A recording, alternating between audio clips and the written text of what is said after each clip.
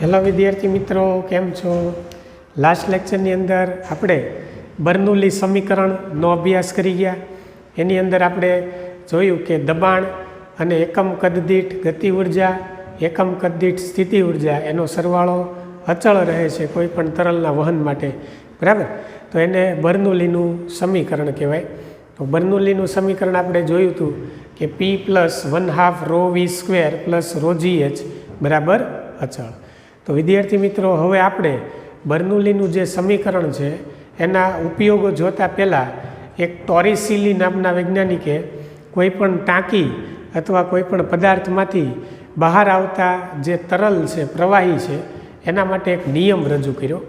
તો ટોરિસિલીએ એવી માહિતી આપી કે જ્યારે કોઈ પણ ટાંકીમાંથી બહાર નીકળતું પાણી છે, બરાબર, એની ઝડપ એ મુક્ત પતન પામતા પદાર્થની જે ઝડપ છે એના સમીકરણ જેવું છે.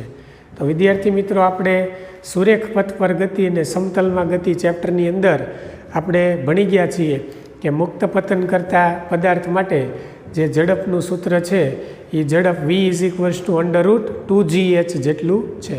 તો એવું જ સમીકરણ આપણે અહીં ટાંકીમાંથી બહાર આવતા પ્રવાહી માટે મેળવવું છે. તો સૌપ્રથમ ટોરિસિલીનો આપણે નિયમ લખી નાખીએ. અહીં આપણે લખશું ટોરિસિલી નામના વૈજ્ઞાનિકે આપેલો નિયમ.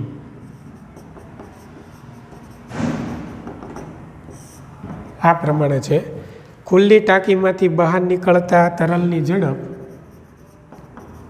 ખુલ્લી ટાંકીમાંથી બહાર નીકળતા તરલની ઝડપ એ મુક્ત પતન પામતા પદાર્થની ઝડપના સમીકરણ જેવું જ છે, બરાબર? આ વિધાનને ટોરિસિલીનો નિયમ કહેવાય. ચાલો, ટોરિસિલીનો નિયમ સમજવા માટે આપણે એક ટાંકી લેશું, બરાબર? ટાંકીની અંદર ρ ઘનતાવાળું આપણે તરલ એટલે પ્રવાહી ભરેલું છે, બરાબર? ટાંકીને એક છેડે છિદ્ર રાખેલું છે, છિદ્રને આપણે બી કહેશું.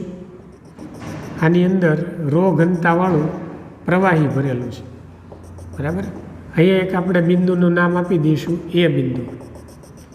તો વિદ્યાર્થી મિત્રો, એ બિંદુ પાસે આડછેદનું જે ક્ષેત્રફળ છે, એટલે આવડું મોટું ક્ષેત્રફળ, એ બી બિંદુ પાસે એટલા નાનકડા એવા ક્ષેત્રફળની કમ્પેરિઝનમાં ખૂબ મોટું છે. તેથી એ બિંદુ પાસેનો જે વેગ છે એ આપણે શૂન્ય લઈ શકીએ. અહીંથી કોઈ તરલ બહાર જશે નહીં, એટલે એ બિંદુ પાસે જે વેગ છે એ આપણે કેટલો લેશું? શૂન્ય લેશું, બરાબર? ચાલો, આ જે ઊંચાઈ છે એને આપણે કેપિટલ H કહી દઈએ. જ્યાંથી આપણે પ્રવાહી ભર્યું છે ત્યાંથી છિદ્ર સુધીની જે ઊંચાઈ છે એને આપણે સ્મોલ h કહીએ. તો બાકીની જે ઊંચાઈ છે એ કેપિટલ H - સ્મોલ h જેટલી થશે, બરાબર? તો ટાંકી જે છે એને આપણે કોઈ પણ એક સમક્ષિતિજ સપાટી પર ગોઠવી દઈએ, બરાબર? ચાલો, એક સમક્ષિતિજ સપાટી પર એને આપણે ગોઠવેલ છે, બરાબર? ટાંકીમાંથી બહાર આવતું જે પ્રવાહી છે એ પ્રવાહીનો વેગ આપણે v લઈએ, બરાબર? ચાલો, તો ટાંકીમાંથી બહાર આવતા તરલની ઝડપ એટલે vનું આપણે સૂત્ર મેળવવા માંગીએ છીએ, બરાબર? ચાલો, અહીંયા આપણે એટમોસ્ફિયરિક પ્રેશર P0 અને આ બિંદુ પાસે પણ એટમોસ્ફિયરિક પ્રેશર P0, વાતાવરણ દબાણ આપણે P0 લેશું, બરાબર? ચાલો, તો સૌપ્રથમ આપણે એનું વર્ણન લખીએ. તો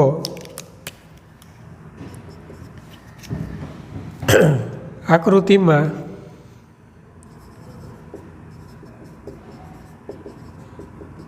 દર્શાવેલ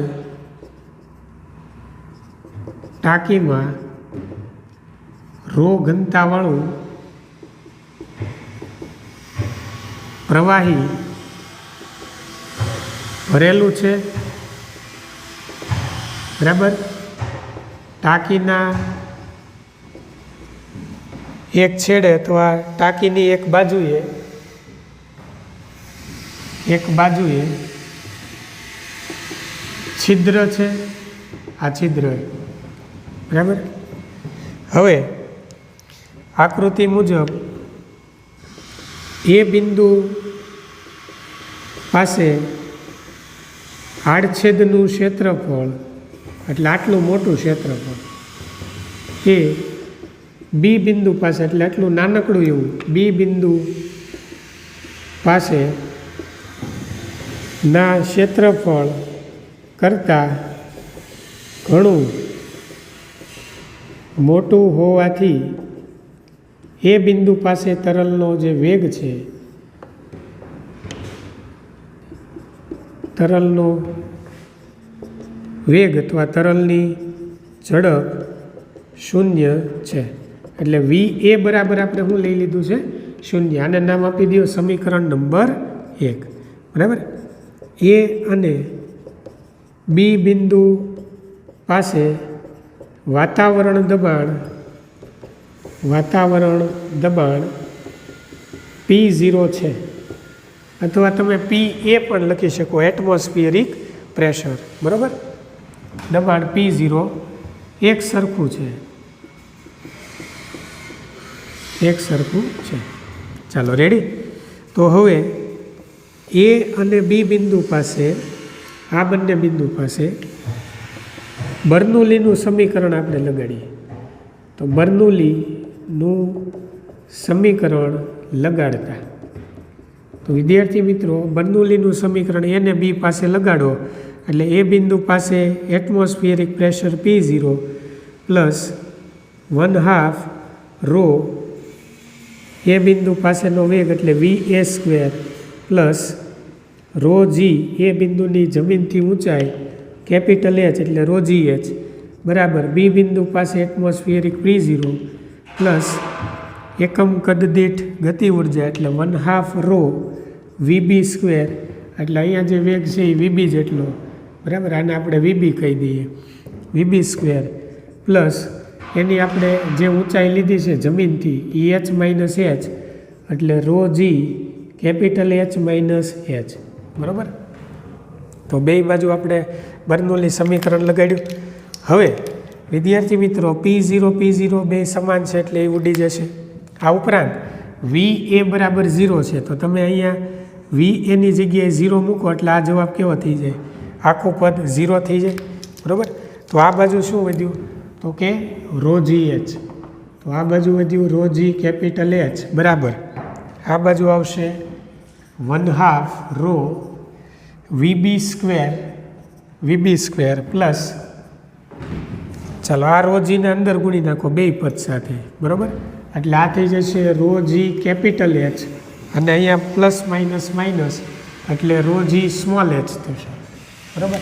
તો વિદ્યાર્થી મિત્રો બે બાજુ રો GH બે હરખા પદ છે, વચ્ચે બરાબર છે, તો આ બે ઉડી જશે, બરાબર, બે પદ.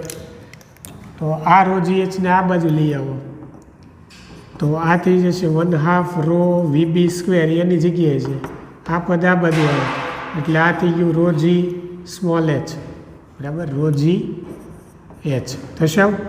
ચાલો બે બાજુથી રો કેન્સલ થશે તો VB² એટલે બી બિંદુ પાસે તરલની ઝડપ VB² બે અહીંયા ગુણાઈ જાય 2GH એટલે VB =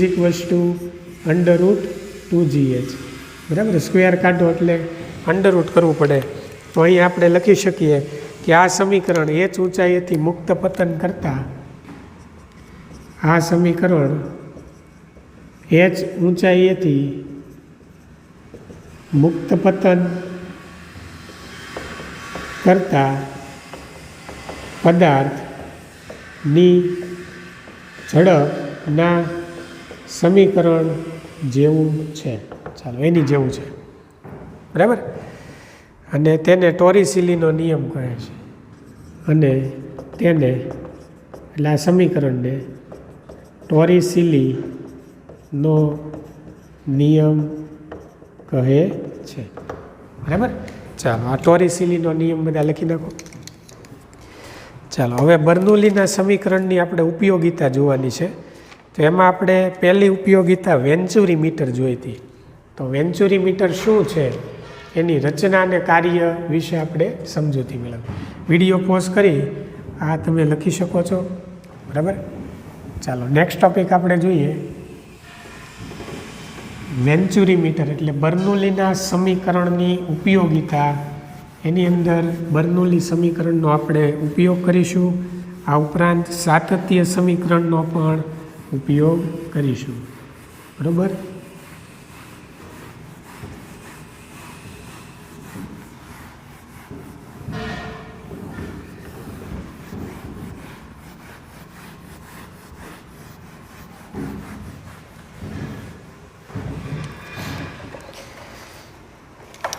વિદ્યાર્થી મિત્રો, વેન્ચુરી મીટરનો જે ઉપયોગ છે એ અદબનીય તરલ હોય એ તરલની ઝડપ ગણવા માટે એનો ઉપયોગ થાય.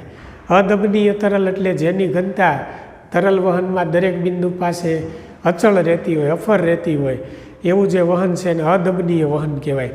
તો અદબનીય વહન માટે આપણે તરલની જો ઝડપ ગણવી હોય તો આપણે વેન્ચુરી મીટર નળીની મદદથી મેળવી શકીએ. તો આપણે અહીંયા ઝડપનું જ સૂત્ર મેળવવાનું છે. બરાબર. તો પ્રશ્ન લખીએ વેન્ચુરી મીટર એ શું છે?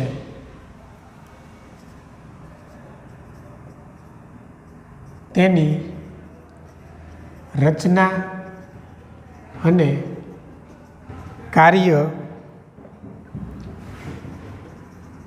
પદ્ધતિ સમજાવો. ચાલો આપણે વેન્ચુરી મીટરની સૌપ્રથમ એક રચના દોરશું. બરાબર.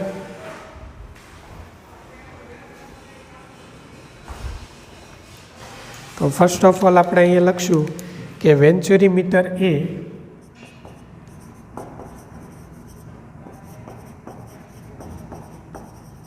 શું છે? તો કે વેન્ચુરી મીટર એ અદબનીય તરલની ઝડપ માપવાની એક પ્રકારની રચના છે. બરાબર. તો એની રચના જે છે એમાં એક યુ આકારની નળી હોય જેને આપણે મેનોમીટર કહીએ છીએ. મેનોમીટર એનો આપણે અગાઉ અભ્યાસ કરી ગયા છીએ. અને એની અંદર ρm ઘનતાવાળું પ્રવાહી ભરેલું હોય જેને આપણે પારો કહીએ છીએ. મેનોમીટરમાં આપણે પારો ભર્યો હતો તો એની ઘનતા છે એ મેનોમીટરના નામ ઉપરથી ρm ઘનતાવાળું આપણે પ્રવાહી ભરશું. અને એની સાથે એક નળી જોડેલી હોય. બરાબર. જેને વેન્ચુરી મીટરની રચના કહેવાય. જેનો એક છેડો છે એ પહોળો હોય અને બીજો છેડો છે એ સાંકડો હોય. તો ચાલો આપણે એની એક આકૃતિ દોરીએ. ચાલો ફર્સ્ટ ઓફ ઓલ આપણે એક યુ આકારની નળી ધ્યાનમાં લઈ લઈએ.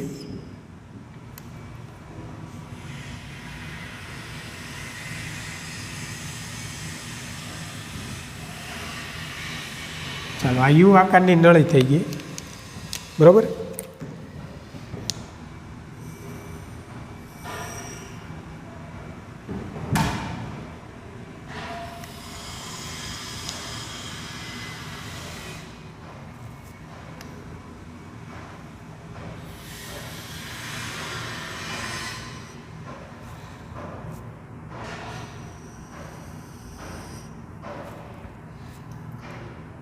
ચાલો અહીંયા જે આડછેદ છે એ આપણે નાનું એવું લેશું.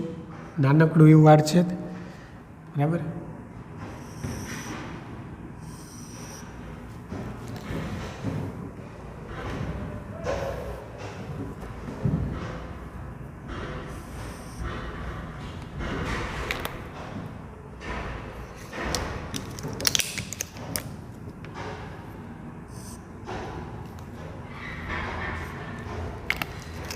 ચાલો આનું આડછેદનું ક્ષેત્રફળ A1, આનું આડછેદનું ક્ષેત્રફળ A2. અહીંયા તરલની ઝડપ V1, અહીંયા તરલની ઝડપ V2. બરાબર. એનસીઆરટીવાળાને સ્મોલ એક આ જે નાનકડું એવું ક્ષેત્રફળ છે એને થ્રોટ એટલે ગળું, થ્રોટ કહેવાય. બરાબર. અહીંયા આપણે બીજું બિંદુ આપીએ, અહીંયા આપણે પહેલું બિંદુ આપીએ. બરાબર. અહીંયા દબાણ P1 છે અને અહીં દબાણ P2 છે. બરાબર. તો આ બે જુદા જુદા આપણે દબાણો અહીં લીધા છે. ચાલો હવે આપણે એની અંદર તરલને ભરવાનું છે.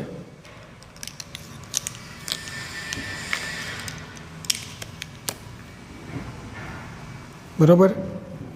તો સૌ પ્રથમ રો ઘનતાવાળું આપણે તરલ ભરી દઈએ.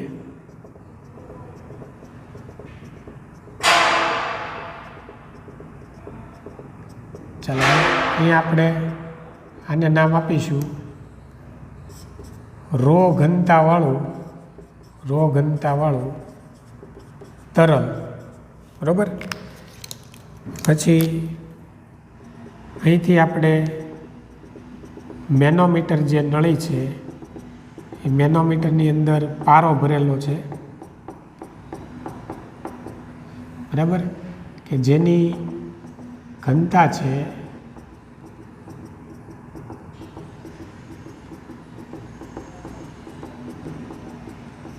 આને મેનોમીટર કહેવાય. અને આ જે પ્રવાહી છે એ ρm ઘનતાવાળું પ્રવાહી. બરાબર. અહીંથી આપણે જેટલું પ્રવાહી ઉપર ચડે એની ઊંચાઈ h લીધેલી છે. બરાબર. આની અંદરથી વહેતું તરલ આપણે આ રીતે લેવાનું છે. તમે જોઈ શકો કે યુ આકારની જે નળી છે એ વેન્ચુરી મીટર સાથે એક સમાન ઊંચાઈએ જોડાયેલી છે. એટલે જમીનથી આ ઊંચાઈ એક સરખી છે અને આને આપણે નામ આપીશું વેન્ચુરી મીટર.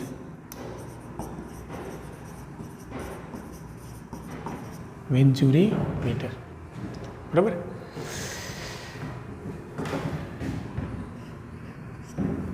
ચાલો તો ફર્સ્ટ ઓફ ઓલ આપણે એમની રચના જે છે એમના વિશે થોડીક સમજૂતી લખી લઈએ. બરાબર. અને પહેલું બિંદુ અને બીજું બિંદુ નામ આપવાનું. અહીંયા સુધી આપણે પ્રવાહી ભરી દઈએ. બરાબર. જે h ઊંચાઈ સુધી પ્રવાહી ભરવાનું છે. ચાલો આ h ઊંચાઈ, તો આ જે રચના છે એને આપણે મેનોમીટર તરીકે ઓળખીએ અને આ રચનાને વેન્ચુરી મીટર કહેવાય. તો અહીં આપણે લખશું પહેલો મુદ્દો, તેની રચનામાં યુ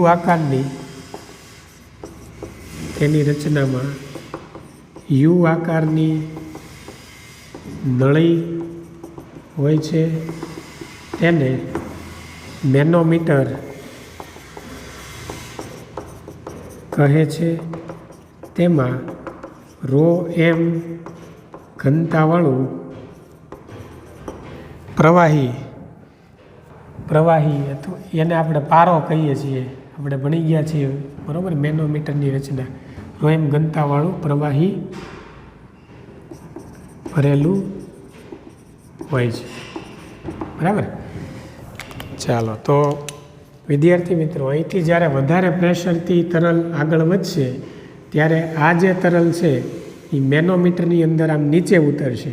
જેટલું આ તરલ નીચે ઉતરશે એટલું જ મેનોમીટરની અંદર ભરેલું જે દ્રવ્યવાળું પ્રવાહી છે, બરાબર, ρm ઘનતાવાળું, એ એટલું જ ઉપર ચડશે. આ પ્રવાહી જેટલું નીચે ઉતરે એટલું જ આ પ્રવાહી ઉપર ચડે. એની મદદથી આપણે તરલની ઝડપ v1 છે એ આપણે ગણી શકીએ છીએ. બરાબર. બંને એક સમાન ઊંચાઈએ છે, પણ નળીની જે આ ઊંચાઈ તમે લ્યો એ આ વધારે છે અને આ નળીની ઊંચાઈ ઓછી છે. એટલે અહીંયા જે પ્રેશર છે એ વધારે હોય, એમાં રોજીય સૂત્ર પરથી ઊંચાઈ વધારે તો પ્રેશર વધારે. અહીંયા ઊંચાઈ ઓછી છે એટલે અહીંયા પ્રેશર કેવું હશે? ઓછું હશે. એટલે P1 વધારે હશે, P2 ઓછું હશે. પણ V2 વધારે હશે, V1 ઓછું છે. કેમ કે આ આડછેદનું ક્ષેત્રફળ નાનું છે, આડછેદનું ક્ષેત્રફળ મોટું છે. એટલે આ વેગ વધારે હોય, આ વેગ ઓછો હોય. આડછેદનું ક્ષેત્રફળ ઓછું છે, આ વધારે છે. ચાલો હવે આગળ લખીએ. તો મેનોમીટરની જોડે એક બીજા વેન્ચુરી મીટર નળી જોડેલી હોય છે. મેનોમીટરની જોડે એક બીજી નળી વેન્ચુરી મીટર જોડેલ હોય છે, બરાબર. તેનો એક છેડો પહોળો, તેનો એક છેડો પહોળો અને બીજો છેડો સાંકડો હોય છે, બરાબર. સાંકડા ભાગને થ્રોટ કહે છે. થ્રોટને ગુજરાતીમાં ગળું કહેવાય. સાંકડા ભાગને થ્રોટ કહે છે, બરાબર. ચાલો, બિંદુ 1 આગળ આડછેદનું ક્ષેત્રફળ, બિંદુ 1 આગળ, અહીંયા 1 આગળ આડછેદનું ક્ષેત્રફળ A1 અને તરલની ઝડપ V1 છે તથા અથવા તરલનો વેગ V1 છે તથા બિંદુ 2 આગળ આડછેદનું ક્ષેત્રફળ A2 અને તરલની ઝડપ અથવા વેગ V2 છે, બરાબર. તો હવે આપણે સાતત્ય સમીકરણ પહેલાં એપ્લાય કરીએ, બરાબર. તો સાતત્ય સમીકરણ પરથી આપણે સાતત્ય સમીકરણ ભણી ગયા. A1 V1 બરાબર A2 V2. એમાંથી V2 ઇઝ ઇક્વલ્સ ટુ સૂત્રનો કરતા કરો, બરાબર. તો V2 બરાબર A1 V1, અહીંયા થઈ જશે A1 V1 બરાબર છેદમાં A2. આને આપણે નામ આપીએ સમીકરણ નંબર 1. ચાલો, આપણને V2 મળી ગયું. હવે બિંદુ 1 અને 2 પાસે, આ 1 અને 2 પાસે બર્નૌલીનું સમીકરણ લગાડીએ. 1 અને 2 પાસે બર્નૌલીનું સમીકરણ લગાડતા. ચાલો, તો 1 પાસે pressure P1 plus 1/2 rho V1 square plus rho GH, એને H1 કહેશું, બરાબર. કેમ કે સમાન ઊંચાઈ છે, H1 બરાબર H2 જ આપણે અહીં લેવાનું છે, બરાબર. Is equals to P2 plus 1/2 rho V2 square plus rho GH2. ચાલો, બે સમાન ઊંચાઈએ છે, બે છેડા સમાન ઊંચાઈએ છે. અહીંયા લખશું H1 બરાબર H2 હોવાથી આ બેને આપણે ઉડાડી દીધું છે. ચાલો, P2 ને આ બાજુ લઈ લો એટલે P1 માઇનસ P2 બરાબર 1/2 rho V2 square minus 1/2 rho V1 square, આ રીતે થશે.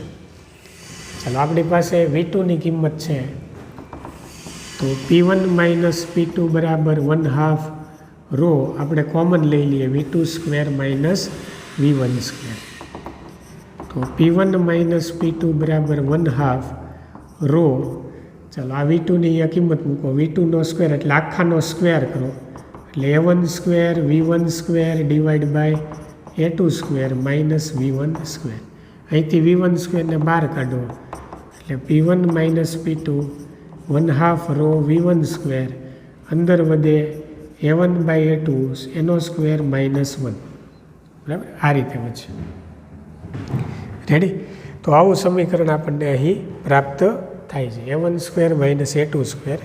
આને આપણે નામ આપીએ સમીકરણ નંબર 2. હવે અહીં આપણે લખીશું કે જ્યાં ક્ષેત્રફળ નાનું ત્યાં વેગ વધુ અને દબાણ ઓછું હોય છે. એટલે ક્ષેત્રફળ નાનું અહીંયા છે, ક્ષેત્રફળ નાનું એટલે વેગ વધારે થાય અને દબાણ કેવું થશે? ઓછું થશે.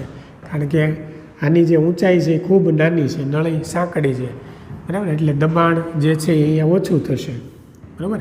તો અહીં આપણે લખશું A1નું ક્ષેત્રફળ A2થી વધારે છે એટલે A1 ગ્રેટર દેન A2. તો V1 એટલે V1 પાસે જે વેગ છે એ V2 કરતાં ઓછો છે, અહીંયા વેગ વધુ છે.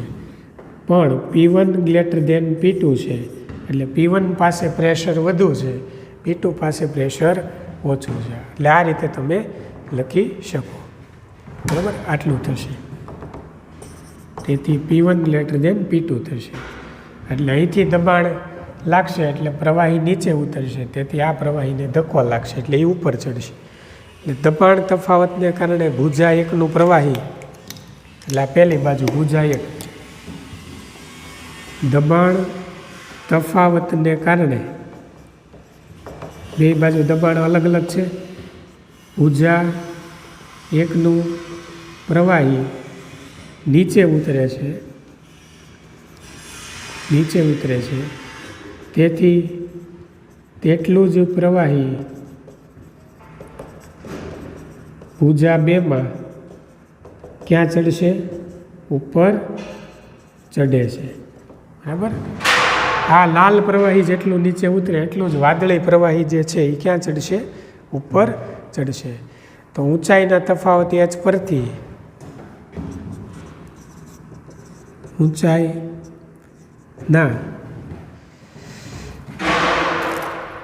ઊંચાઈના તફાવત h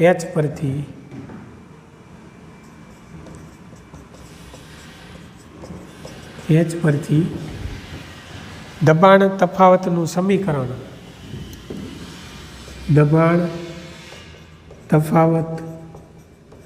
સમીકરણ, મેનોમીટર માટે, ચાલો મેનોમીટરની થિયરી જ્યારે આપણે ભણ્યા ગેજ દબાણ માટે ત્યારે આપણે આવું સૂત્ર ભણી ગયા, P1 - P2 બરાબર ρgh, આવું ભણી ગયા. તો અહીંયા આપણે ρm લઈશું મેનોમીટર માટેની ઘનતા, બરાબર, પ્રવાહીની ઘનતા. તો આને આપણે નામ આપીએ સમીકરણ 3. ચાલો સમીકરણ 2 અને 3 એમાં ડાબી બાજુ કેવી છે? સમાન, એટલે બેયને સરખાવો. સમીકરણ 2 બરાબર 3. ચાલો આ બાજુ છે 1/2 ρV1² A1² - A2² -1 બરાબર ρmgh, બરાબર. તેથી 1/2 ρV1² A2² અહીંયા આવે એટલે A1² - A2² છેદમાં A2² ક્રોસ ગુણાકાર કર્યો છેદમાં A2² ρmgh. ચાલો અહીંથી V1² ને સૂત્રનો કરતા કરો, તેથી V1² અહીંથી V1² ને સૂત્રનો કરતા કરો, આ બે છેદમાં છે એટલે આ બે પદ અહીંયા ગુણાઈ જશે, એટલે એ ગુણાઈ જશે 2, પછી A2², બરાબર, A2² 2 A2² આ બે પદ અહીંયા ગુણાઈ ગયા ઇન્ટુ ρmgh ડિવાઈડ બાય અહીંથી V1² ને સૂત્રનો કરતા કર્યું એટલે ρ ઇન્ટુ, ચાલો છેદમાં ρ ઇન્ટુ A1² માઇનસ A2². ચાલો આવું થશે A2². ક્લિયર? તો આ થઈ ગયું V1² સૂત્ર, બરાબર. તો એને આપણે સૂત્રનો કરતા કરીએ એટલે કે અહીંથી સ્ક્વેર દૂર કરો તમે, તો અહીંયા A2² છે એટલે એનું A2 થઈ જશે, વર્ગમૂળ કરો એટલે A2² નું વર્ગમૂળ A2. તો બાકીના જે પદ છે એને અંડરરૂટમાં લખવા પડે એટલે 2 ρmgh A2² નું અંડરરૂટ A2 એ બહાર નીકળી જાય છેદમાં A1² માઇનસ A2². ચાલો ક્લિયર? તો આ થઈ ગઈ અદબનીય તરલની ઝડપ, જે આપણે વેન્ચુરીમીટર નામના સાધનની મદદથી મેળવી શકીએ છીએ. તો વિદ્યાર્થી મિત્રો, જ્યારે આપણે આને રિલેટેડ એક્ઝામ્પલ ગણીશું, બરાબર, ત્યારે આપણે આ બધા જે સૂત્ર છે, બરાબર, સમીકરણ 2 આના ઉપરથી એક NCERTનો દાખલો છે તો એની આપણે ચર્ચા કરીશું.